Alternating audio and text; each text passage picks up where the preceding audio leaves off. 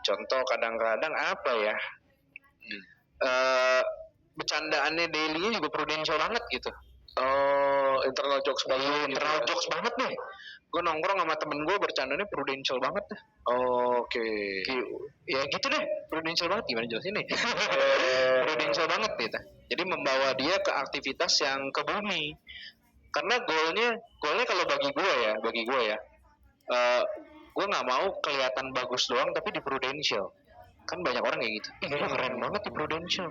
Tapi kalau lu jalan di luar sana kelihatan kayak orang biasa. Oke. Nggak, kalau buat orang di dunia lu orang biasa gitu. Lu keren tapi di prudential. Nah gue pengen aja kayak kita tuh punya value di luar sana juga, bukan cuma di prudential gitu. Oke. Cara lu men-trigger merekanya? Ya melakukan aktivitas membumi. Misalkan iya main gitu. Kan ternyata orang prudential fokusnya kerja keras. Iya. Ya kerja kerasnya diatur proporsinya gitu. Lu harus balance juga. Ya punya komunitas gitu itu ya. Kan kalau misalkan ada tim gue masih muda terus ditanya sama temennya, lu lihat ini nggak yang lagi FYP di TikTok? Hah, apaan? Gue nggak pernah punya TikTok, kan aneh. Ya. Anjir, nggak relate banget gitu. Terus dia bilang, iya emang gue kalau di prudential dipaksa dewasa lebih cepat. Wes. Pertanyaannya, kalau dewasa lebih cepat, lu mau rekrut siapa kok dok? Kalau lu nggak relate, lu mau rekrut siapa? Bapak lu? Ini nggak mungkin gitu kan?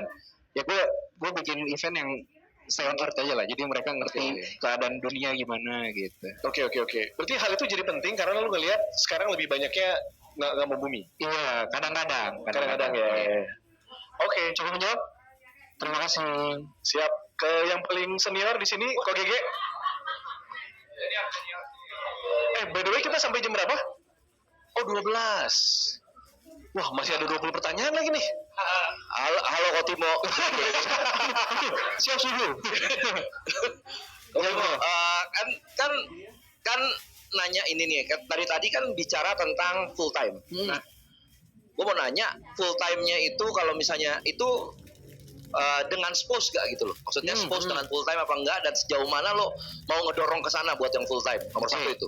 Terus nomor dua gini, dari 37 leader lo ini 11 AB dan 26 AB ini kan lo kan bareng-bareng bangun sebuah komunitas, benar gak? Yes. Nah sebenarnya kalau lo lihat sebenarnya dari leader-leader lo itu ada role apa nggak sih di sana gitu loh? Tim lo ada role apa? Misalnya nih si A ini bagusnya ini, dan sejauh mana lo manfaatin hal-hal itu? Bisa ceritain nggak? Thank you.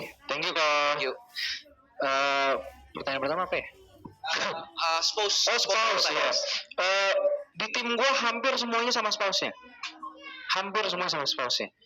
Karena entah kenapa, terutama temen gue yang laki-laki, kalau nggak ada pasangannya konslet.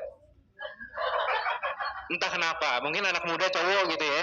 Kalau nggak ada pasangan tuh suka konslet gitu, suka kayak ya udahlah gitu. Kayak misalkan top leader selisih 20 juta EP dia bisa top leader, terus dia bilang ya udahlah yang penting kan closing. Wah konslet tuh otaknya. Tapi kalau ada bininya kayak anjir 20 juta lagi top leader, lu mah kerja minggu depan kerja gitu ya. Jadi gue biasanya menginginkan setiap leader yang ada di tim gue untuk sama spouse-nya, karena berarti pintu aksesnya dua. Kalau satu lagi blocking, yang satu bisa diakses. Ya kalau gue sih simpel itu kok. Nah yang kedua biasanya orang yang jalanin berdua lebih serius. Contoh misalkan gue suka ngomong gini, tim gue full time cowok, bininya nggak full time. Atau misalkan kebalikan, ceweknya full time, cowoknya nggak full time. Gue selalu ngomong gini, kalau lu rekrut temen lu bayangin lu tuh gimana sih? Ya dapat duit aja di Prudential. Lu pengen suruh tim lu full time, tapi bini lu nggak full time. Kira-kira tim lu mikirnya apa? Mungkin bini gue lagi sibuk atau suka apa, ya berarti kan ternyata nggak bisa dijalanin berdua, nggak stabil. Mungkin satunya pilih kerja. Lu mau serius nggak di Prudential? Mau? Lu pengen tim lu gede nggak? Gede. Ya kerjakanlah berdua, jangan sendiri. Karena banyak hal benefit yang lu bisa dapat dari kerja berdua daripada sendiri. Ya.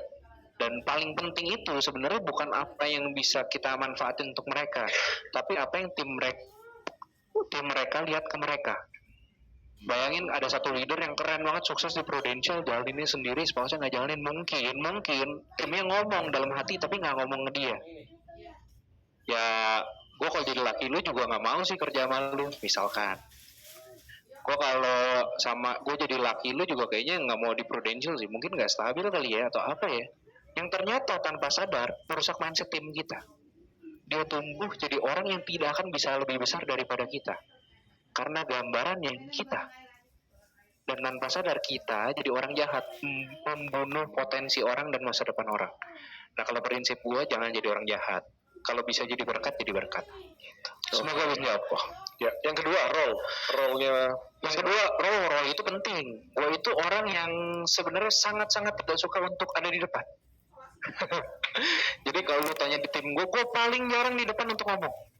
Kok orang terakhir yang ngomong. Mereka selalu ngomong paling banyak di depan. Gue tuh orang yang nggak gitu suka ngomong di depan. Kalau di sama teman-teman close circle ketawa-tawa suka. Tapi kalau ngomong di depan gue tuh termasuk orang yang kurang suka ngomong di depan. Gitu. Jadi biasanya di tim gue tuh pasti udah ada komediannya ada, terus MC pasti ada, IT ada. Sebenarnya kalau event dateng nggak ada gue juga running gitu. Jadi kebanyakan dan uniknya ini unik ya. Setiap kali gue pergi trip sama Prudential, produktivitas tim gue meningkat. Oh, aneh kan? Aneh gak? Setiap kali gue lagi pergi trip, pasti tim gue yang top leader atau top agent. Gue bingung, kenapa ya? Aneh aja gitu, aneh gitu.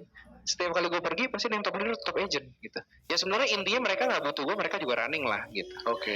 Jadi mereka punya role masing-masing, sampai role gue pun sebenarnya nggak gitu matters untuk mereka kalau untuk gue gitu. Menjawab kok? Nice. Thank you. Mau beberapa pertanyaan terakhir. Apa sih kebiasaan pribadi lu yang lu lihat sampai saat ini yang membuat lu bisa sampai membangun tim sebesar ini? Itu. Oke. Kebiasaan ya? Iya, yang paling berkontribusi lah. Kebiasaan pribadi yang paling berkontribusi. Oke. Ini gue itu orang yang sebenarnya kelihatannya bercanda tapi selalu mikir. Selalu mikir lah. Kayak kalau nyetir tiap hari gue selalu ngeliatin jalur kiri, tengah, kanan paling cepet yang mana gitu ya. Apapun dipikirin lah. Ya. Apapun. Kayak kemarin kita lagi pergi liburan ke Korea, gue sampai ngeliatin orang. Kenapa jenis orang yang begini berdiri, kenapa jenis orang yang ini duduk? Terus gue liatin dari bentuk mukanya, gue liatin sikapnya gitu ya. Jadi pokoknya mikir dulu gitu ya. Jadi sebenarnya walaupun kelihatan bercanda, tapi semua yang gue lakukan tuh penuh kesadaran. Jadi setiap kata yang keluar dari mulut gue pun gue aware gue ngomong itu. Ya. Jadi menurut gue yang membedakan gue dari beberapa orang adalah setiap kali gue melakukan sesuatu tanpa sadar ada tujuannya. Gue main sama tim gue ada tujuannya. Gue nongkrong sama tim gue ada tujuannya. Gue approaching sama orang ada tujuannya. Jadi semua yang gue lakukan nggak ada aktivitas yang non prudential. Tapi beberapa orang melihat gue tidak melakukan aktivitas prudential. Jadi makanya orang sering lihat, gila nih orang kagak pernah kerja kayaknya. Nyantai-nyantai doang, kok punya hasil ya? Nggak kelihatan kayak orang yang gimana-gimana banget, kok tiba-tiba rame ya? Ya karena sebenarnya gue memang merencanakan dan melakukan, tapi kan gue nggak perlu kasih tau semua orang. Masa gue mesti meeting leader, gue hari ini sebenarnya mau main tenis karena, masa gue jelasin gitu, gue nggak guna gitu kan? Ya, jadi intinya yang membuat gue berbeda kebiasaan menurut gue itu. Gue melakukan sesuatu tidak pernah yang bukan non prudential dan selalu gue pikirkan efeknya ke depan untuk gue apa. Karena kalau enggak mendingan di rumah, anak 3, sayang anak lah. Ngapain di luar rumah?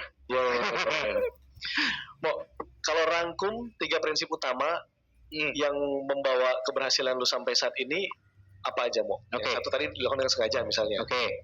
Yang berikutnya be yourself kalau menurut gua. Karena semakin tinggi posisi kita, semakin kita pasang topeng, semakin gak nyaman hidup kita. Menurut gua. Jadi daripada difokusin untuk berpura-pura jadi orang yang baik, jadilah orang baik beneran. Sehingga di level manapun kita nyaman sama kehidupan kita. Kan kadang ada beberapa orang yang serasa, wah di depan tim gue gak boleh kelihatan gak kerja nih. Gue bilang gue kemarin habis proseksi A, si B, si C. Lama-lama kan kebentuk karakter ya bohong aja misalkan. Nah lama-lama hidupnya jadi pressure. Anjir tim gue gede. Kalau mau jalan-jalan sama keluarga lihat dulu. ada tim gue, nggak ada gue main. Nah, kan aneh. Ya.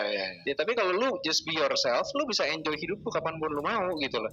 Fokus jadi pribadi yang lebih baik aja. Dan memang yang lu sampaikan itu ya apa adanya. Kalau gue itu selalu itu. Oke. Just be yourself. Terus yang berikutnya prinsip gue adalah fokus membuat impact untuk orang, Oke. bukan impress. Wis. Karena beberapa orang fokusnya impress kan. Oke. Kalau gua nggak peduli lu mau lihat gua apa, lu mau lihat gua gondrong bentukannya kayak apa. Gua sejujurnya kurang peduli gitu. Ya fokus gua ya gua pengen kasih impact buat lu aja, bukan impress gitu. Wow. Satu lagi yang tadi kan lagi. itu contoh. Saya contoh oke. Satu lagi itu yang paling gua pegang ya. Iya. Iman sih. Gini-gini beriman. Wes. Iman itu unik lah. Iman itu as simple as gini loh.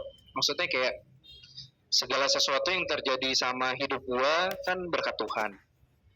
At least gua salurkan berkatnya ke orang lain.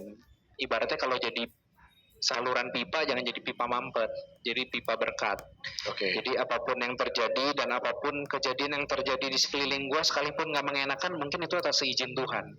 Ya gua harus lakukan yang terbaik. Wow. Itu aja. Dahsyat. Ya. Belum. Kita kasih lu raja terakhir. Oke. Ko Martin mau nanya. Yo lo.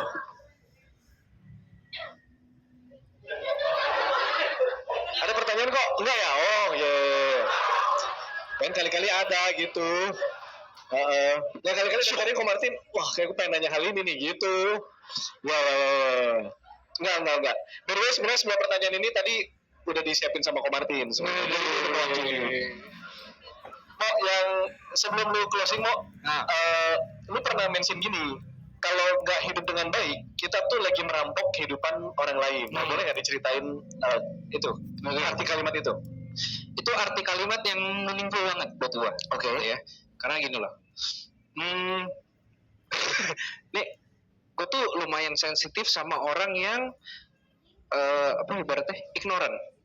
Oke. Jadi ada beberapa orang yang ignorant. Dan itu tuh gua lumayan sensitif gitu, nggak suka lah orang-orang ignorant. Contoh orang ignorant tuh ada orang terdekat gua. Oke. Nyokap gua. Jadi nyokap gua itu salah satu orang yang sangat ignorant di level kayak nggak pernah belajar nyetir dari dulu sampai sekarang. Terus nyokap gua bilang, mama sampai sekarang kemanapun mama mau bisa, jalan-jalan bisa, kan ada teman bisa jemput, kan ada papa bisa antar, kan ada kamu bisa antar, gitu ya. Terus dia merasa ini semua berkat Tuhan siapin, gitu ya. Menurut gue itu terlalu ignoran, bagi gue, gitu ya.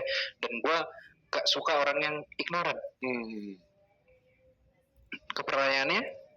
Iya, kita kalau nggak hidup dengan baik, kita lagi merampok kehidupan orang lain. Nah, jenis-jenis orang yang ignoran itu tanpa sadar merebut waktu orang lain. Contoh misalkan kayak nyokap gue minta gue antar, terus gue nggak mau, terus nyokap gue marah, gitu ya.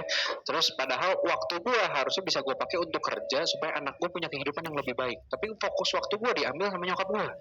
Ya. Nah itu namanya tanpa sadar merampok kehidupan orang lain. Nah karena apapun yang terjadi dalam hidup kita selalu ada orang lain yang gantiin. Ya nggak? Ya. Contoh kita diemin aja, kita nggak mau kerja sama sekali. Terus kita punya anak. Kira-kira anaknya tetap ada yang kasih makan nggak? Ada lah, orang kasihan pasti. Ya. Iya kan? Tapi masalahnya lu lagi jahat, lu ambil haknya orang lain. Harusnya itu bisa buat mereka sendiri, tapi dipakai untuk keignoran lu nya, akhirnya orang lain yang kena efeknya. That's why kalau kita tidak bertanggung jawab sama hidup kita, akan ada orang lain yang hidupnya kita rampok. Mungkin itu orang-orang tersayang kita, mungkin pasangan, mungkin anak, mungkin orang tua. Hidup kita ignoran, kita tua, nggak ada penghasilan, siapa yang biayain? Anak kita. Anak kita jadi sandwich, anaknya nggak bisa hidup bahagia. Istrinya mungkin marah-marah, setiap hari jadi tengkar. Keadaan keluarga jadi nggak akur, gara-gara siapa? Gara-gara kita, nggak tanggung jawab sama hidup kita. Orang lain yang dirampok hidupnya. That's why itu kata-kata yang sangat meaningful untuk gua. Tolong bertanggung jawab sama hidup sendiri, jangan jadi rampok hidup orang. Wow. Oke, thank you Timo. Sekali lagi banyak tepuk tangan untuk Timo. Saya kembalikan kepada Ko Akyat.